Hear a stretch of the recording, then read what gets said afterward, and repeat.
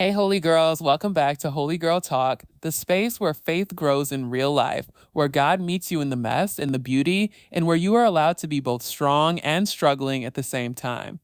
If you're a returning listener, I'm so glad you're here again, truly. And if this is your first episode, welcome home. You're stepping into a community of women who are learning, unlearning, breaking patterns, healing wounds, and choosing God even on the days it feels hard. Today, we're talking about something almost all of us battle quietly but rarely admit out loud: worry. The kind that lives under your skin, the kind that wakes you up at night, the kind that turns simple decisions into internal wars, the kind that makes you rehearse conversations before they happen, the kind that whispers, "What if everything goes wrong?" even when nothing is wrong yet. Worry is not loud, it's subtle. It shows up when you're brushing your teeth, when you're scrolling your phone, when you're lying in bed staring at the ceiling, pretending you're okay. It shows up in the pit of your stomach. It shows up in your thoughts that won't slow down. It shows up in the way you try to control everything around you because losing control feels like death. But here's the truth I want to start with: worry is not a sign you're spiritually weak. Worry is a sign that you are human. It is a sign that your heart is looking for reassurance. It is a sign that your soul is desperate for peace. And if you've ever felt guilty because anxiety feels louder than faith, you're not alone. You are not broken. You are not failing. You are simply tired of carrying things you were never meant to hold by yourself. As we dive into this conversation, I want you to feel safe, seen, and held. This is not an episode where we judge ourselves for worrying. This is a moment where we learn how to shift, how to breathe, how to choose worship, not as a performance, but as a place of refuge when fear tries to take the lead. If at any point in this episode you feel comforted or like you're finally hearing words you needed, share this with a friend. Someone who overthinks, someone who spirals, someone who pretends she's okay while she's falling apart inside. Holy Girl Talk only grows through hearts inviting hearts. So take a breath, unclench your jaw, drop your shoulders, and let's talk about the battle we don't usually name and the God who meets us inside it. Worry is not just a thought, it is a whole body experience. It hijacks your mind, but it also tightens your chest, speeds up your heart, interrupts your sleep, and steals your ability to enjoy moments that are right in front of you. Worry is your brain trying to protect you from something it thinks might happen. It's your nervous system saying you're not safe, even when you are sitting in a perfectly safe room. Emotionally, worry is often the echo of past wounds. The reason some of us spiral faster than others is because fear once saved us, or at least it felt like it did. Maybe you grew up in chaos and worrying kept you prepared. Maybe you were disappointed before, so worrying feels like being one step ahead. Maybe being alert felt like survival. That makes sense. Your mind learned that vigilance, safety. So now, even when life is okay, your brain still scans for danger because it doesn't know how to relax. Spiritually, worry reveals where control has become an idol. We think fear is the problem, but fear is often just a symptom. The root is usually this unspoken belief: if I don't think about it constantly, if I don't plan for every possible outcome, if I don't hold it all together, something bad will happen. Worry tricks you into believing that stress is a form of protection. Like if you worry enough, you can prevent pain. But worry has never stopped anything from happening. It has only drained you emotionally before anything happened. Fear spends energy, faith restores it. Worry is a form of meditation, just pointed in the wrong direction. Meditation is simply repeatedly thinking about something. When you meditate on God, that's called worship. When you meditate on fear, that's called worry. So imagine this: what would change in your life if the same energy you used to overthink became the energy you use to trust? What would shift if the time you spent spiraling became time spent surrendering? Worry is not your enemy, it is your indicator, a signal, a messenger. It's your inner world saying, I need help, I need comfort, I need stability. And the moment you see it that way, instead of viewing it as failure, everything inside you softens enough to let God in. When many women hear the word worship, they think of church services, lifted hands, a choir, or a song that makes you cry. But worship is so much deeper than a melody. Worship is a posture. It is an internal shift. It is choosing to lift your gaze from everything you can't control to the one who controls it all. Worship is not pretending everything is fine. Worship is acknowledging, God, everything is not fine, but I trust you anyway. Worship is not about ignoring your emotions. It is the space where emotions finally have somewhere to go. It is where fear meets perspective, where panic meets peace, where exhaustion meets strength. Worship is alignment. It is bringing your mind, your body, your breath, your attention back under the reality of who God is. Because when you worship, you are quietly declaring, my circumstances do not define my future. My feelings do not determine my identity. My fears do not get the final say. God is still God, even here. Worship is choosing truth instead of letting anxiety narrate your life. It's not always loud. Sometimes worship is a whisper. Sometimes it's one sentence. Sometimes it's a deep inhale. Sometimes it's placing your phone down and saying, God, I need you. Sometimes worship is just opening your journal and letting tears fall onto the page. That counts. Heaven counts that. And here's the key. Worship is not something you wait to feel like doing. Worship is something you choose. Because the moment you worship, even if you don't feel anything immediately, something in you begins to unclench. Your shoulders drop. Your thoughts slow. Your spirit remembers. I am not alone. I am not unprotected. I am not doing life by myself. Worship doesn't magically erase fear, but it relocates it.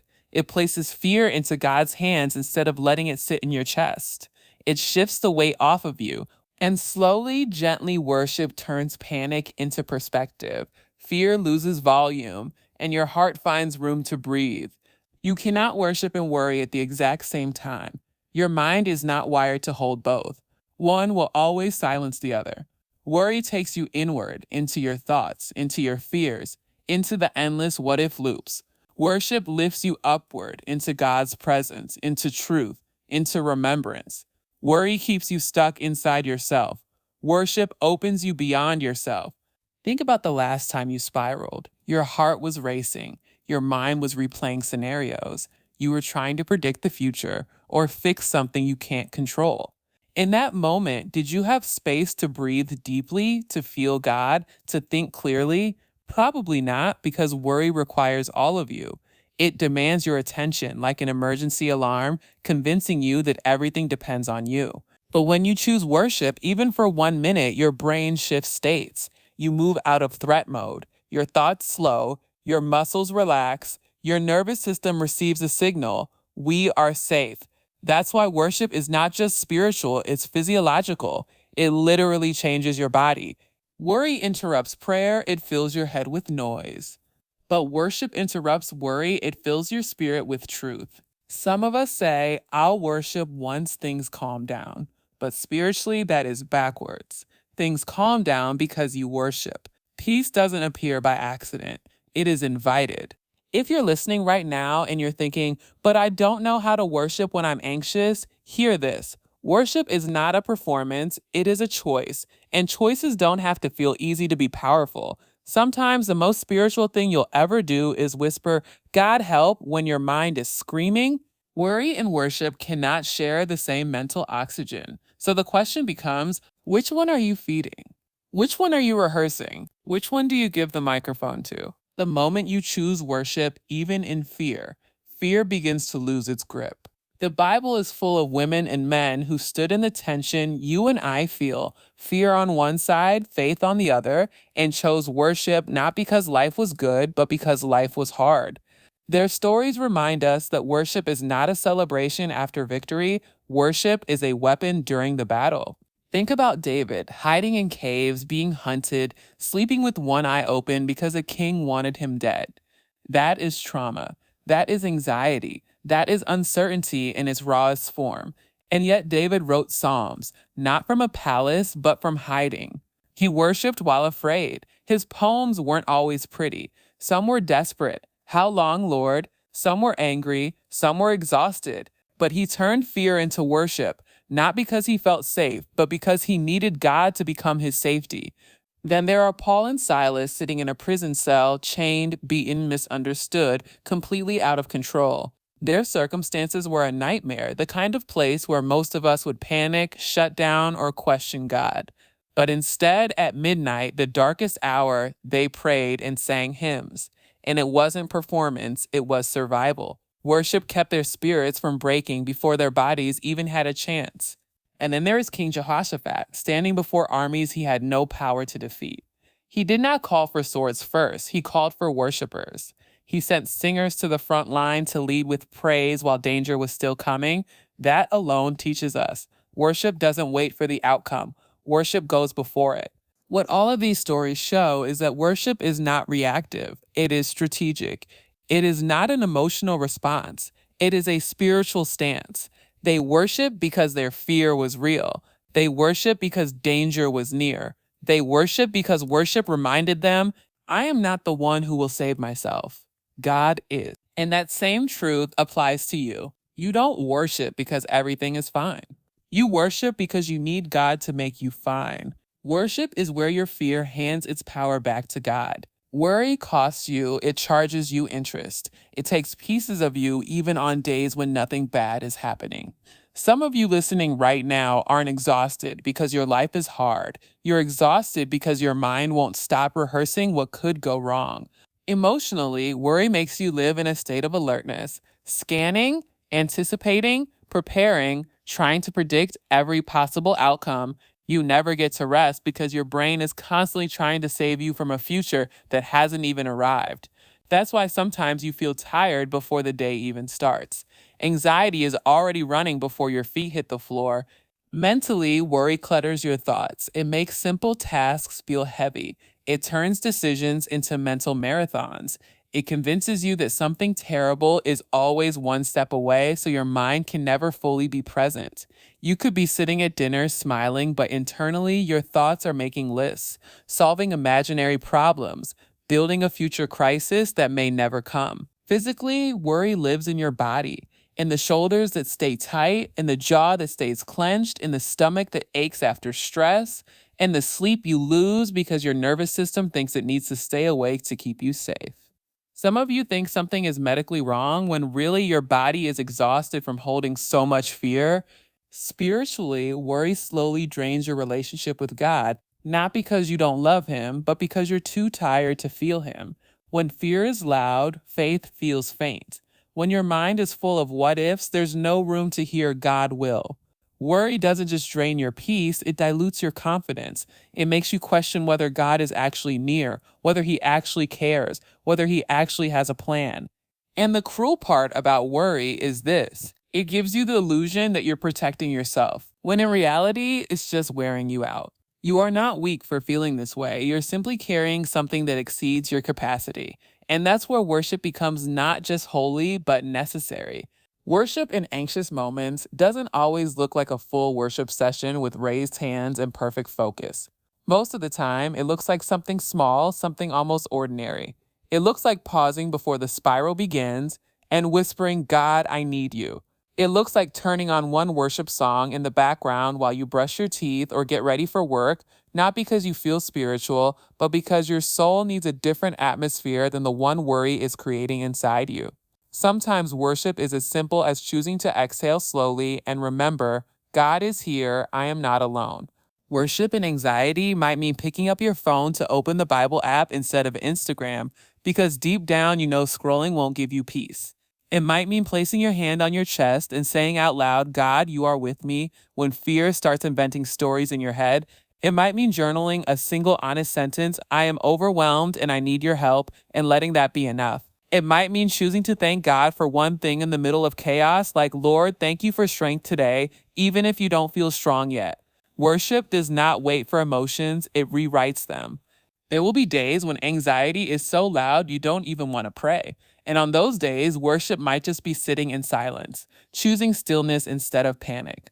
Worship might be putting down the task list and reminding yourself, I don't have to earn rest, God gives it. Sometimes the most powerful worship is choosing not to fix everything, not to think everything through, not to carry what was never yours. Worship in its purest form is surrender, and surrender means letting God hold what is too heavy for you to keep pretending you can manage alone. One of the most powerful things you can learn on your spiritual journey is how to interrupt yourself. Anxiety is often automatic, it starts before you even realize it. One small thought becomes a sentence, becomes a story, becomes a future you start believing is inevitable. Most women don't choose to spiral, it just happens. But part of maturing emotionally and spiritually is learning to recognize the moment the spiral begins and choosing a different response. Interrupting the spiral starts with awareness. When you notice your breathing gets shallow, when your stomach tightens, when you start rehearsing imaginary scenarios, that is the moment to pause. Not 10 minutes later, not after the meltdown, right there in the beginning.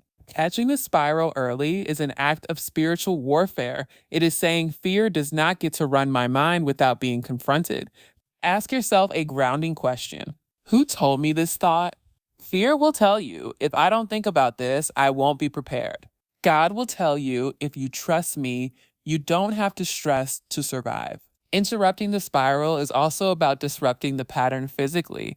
Sometimes you need to stand up, stretch, splash cold water on your face, open a window, step outside, or place your hand over your heart and breathe slowly. Inhales through the nose, long exhales through the mouth. Your nervous system needs proof that you are safe. Anxiety doesn't respond to logic, it responds to evidence. Your body needs to feel safety before your mind believes it. Spiritually, one of the fastest ways to interrupt a spiral is truth. Speak scripture even if your voice shakes. Say something like, God is with me. I will not be abandoned. God goes before me. I am safe in his hands. When your mind spirals, it is meditating on fear. When you interrupt that spiral, you are choosing a different meditation, one rooted in God's presence instead of your predictions of disaster. And over time, the more you practice this, the faster your brain learns.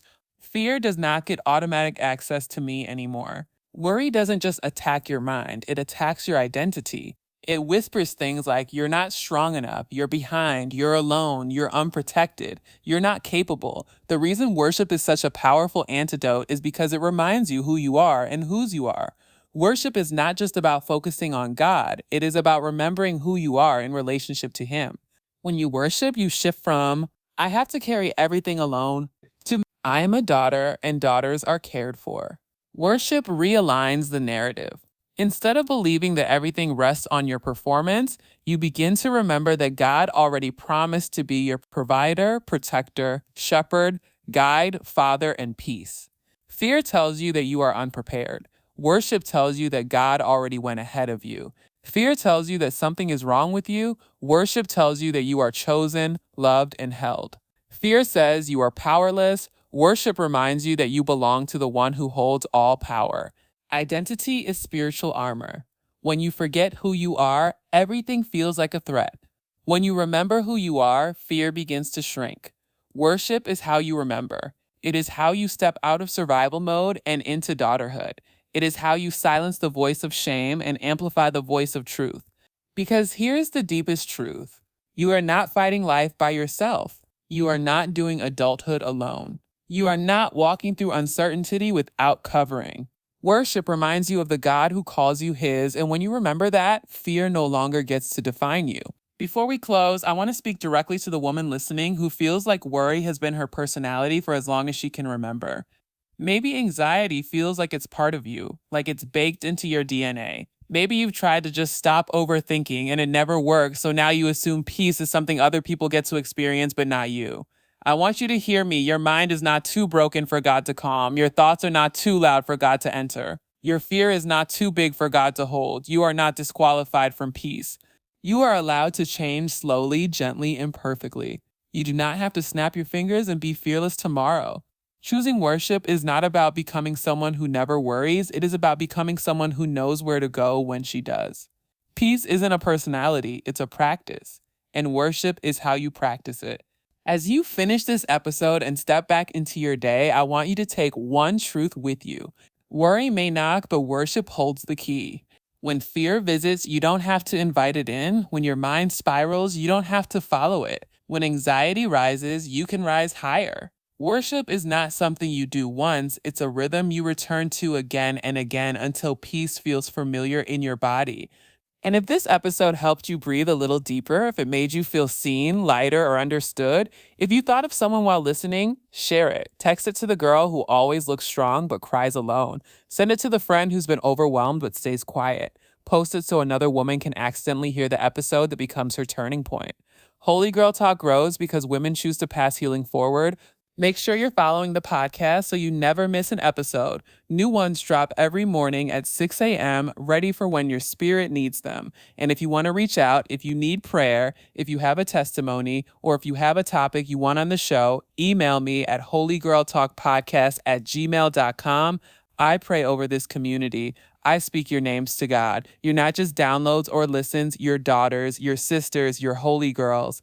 You are held, you are protected. You are never alone in your mind again. And every time you choose worship over worry, heaven notices.